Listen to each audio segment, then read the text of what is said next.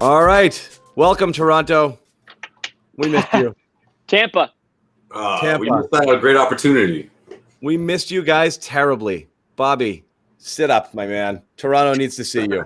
Jimmy, too. Sit up. Yes. Check your people, Check your Bobby. posture. They're here Check just your for posture. you. Yeah, this was rock bottom of the night for our Raptors team. That everything I said about them. Is this in State of the Union? September- Yeah, State of the Union? Are you doing it? Okay. All right, this State of the is Union. a crisis moment Get for us close up. Toronto. Yeah, do it right. Do it right. Get us close up.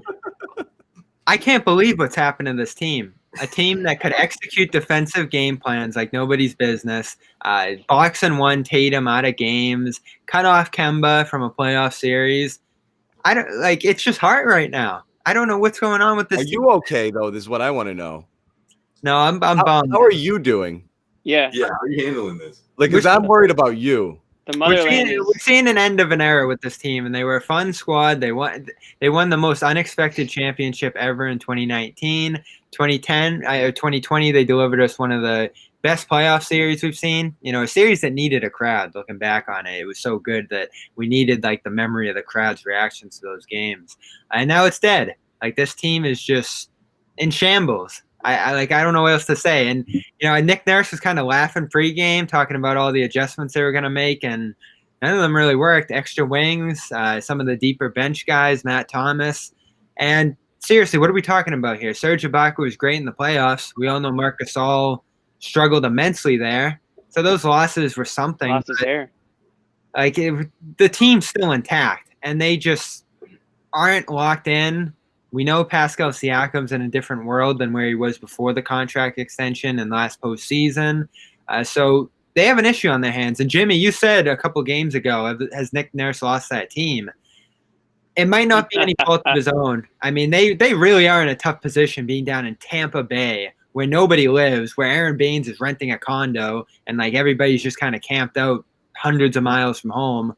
And they're playing 72 straight games on the road. They're in an impossible situation. But 1-5, I mean, that's just shameful. Wow. Yeah. There it is. Shameful is the word Yeah, the that Prime was- Minister used to I'm describe proud- the team. Those we of you trying to watch us, we didn't want you to bury the franchise. welcome in. restless Sorry, we natives. were having some technical difficulties. Those on our Celtics YouTube channel, we've fixed the glitch, so everybody is loaded up here and ready to go. Once again, Okay. Celtics defeat the Toronto Raptors 126-114.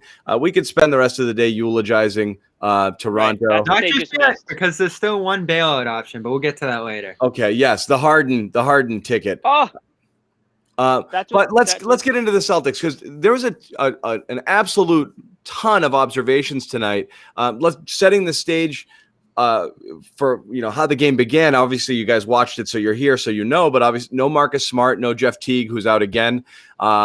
So they had to start Tremont Waters, which we'll discuss the wisdom of that decision now. I guess I don't really understand. I mean, we do understand it. He was trying to get in there. You got two good guards on Toronto, and they wanted Waters' defense in there, so it didn't get away from them. I'll tell you what, it got away from them.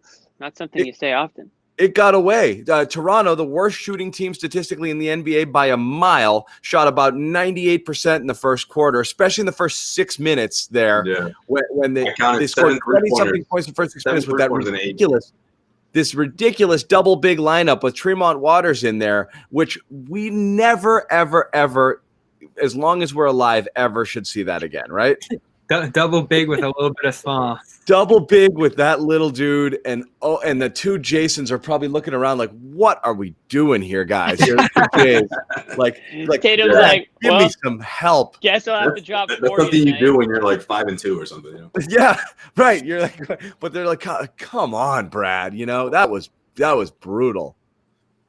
Yeah. Impressive to some degree, though. Go ahead, Jimmy. No, I was just going to say, yeah, that was I don't know, brutal is a little harsh, but I guess that makes sense. The way that Toronto came out in this game, they just hitting every single shot they took. Is like, here we go again.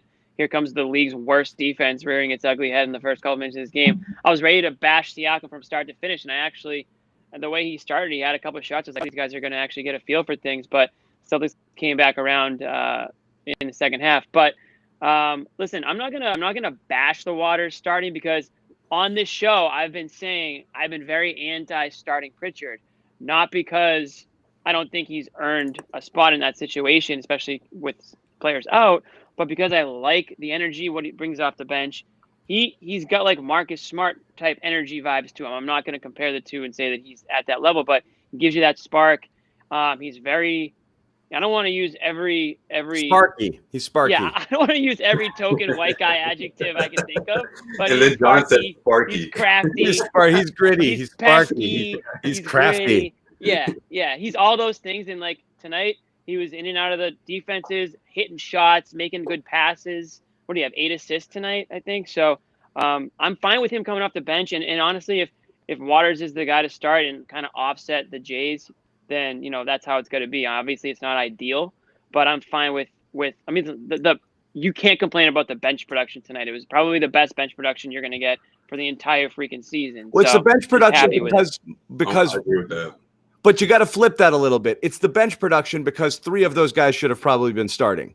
Yeah, but do you get that same production that early? Pritchard over Waters and someone else over Tice, most likely.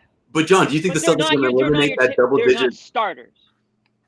Yeah, and also, do you think the Celtics are going to eliminate a double-digit deficit in that second quarter if Pritchard doesn't come in and completely change the pace of the game? I don't think there is a double-digit deficit in that second quarter if you didn't start that ridiculous lineup. I don't agree with that. They made 7 3-pointers in 8 minutes. I mean, the Celtics are going to be down regardless when they're playing a team like that that's going off in the perimeter. But the Celtics did exactly what they're supposed to do. They nipped it in the butt, and that had everything to do with Pritchard. Once Right in the Pritchard came butt. into the game, I don't know if you get that same sort of reaction if someone else comes into the checks in, and maybe the Celtics are still down by only 5 or it's not double digit. But I don't know if the second unit responds the way they do if Pritchard doesn't come in. I mean, he's setting up Grant, he set up Shemi for a 3. Guys who we've been criticizing for not being consistent, they look pretty consistent tonight. It looked like it was just natural for him to come in and do what he did. You know what? If it's a different starting lineup, maybe Brown and Tatum don't look around and say, you know what, I have to put the onus on myself tonight and really get myself going early on. That's one of the biggest knocks on Jayson Tatum is that it takes him, a quarter and a half to really get in the groove. Well, tonight that wasn't the case. I think he looked around and said, all right, I got Tremont Waters, not to knock on him, but I got, whether it's Tice, whether it's, Thompson, he's like, I gotta do the scoring tonight. So I'm going to go ahead and look for my shot early on.